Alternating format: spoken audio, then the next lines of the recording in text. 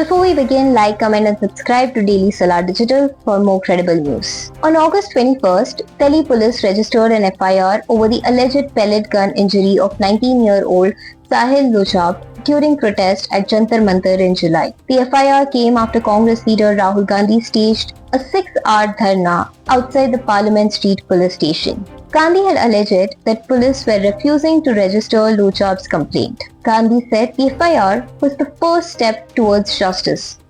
He claimed Lochab had pellets in his body and had suffered an eye injury affecting his vision. The leader of opposition in the Lok Sabha said Lochab had been taking an FIR for nearly a month and had approached multiple police stations. Gandhi also alleged that police were under pressure from the top and claimed the FIR was registered after approval from the Home Secretary and Union Home Minister Amit Shah. The Delhi police have registered the case under sections 118 and 25 of the Bharatiya Nyaya Sanhita. Section 118 relates to causing hurt or grievous hurt through dangerous weapons or means, while Section 25 concerns acts endangering life or personal safety. Gandhi said the case highlighted the difficulties faced by people seeking justice.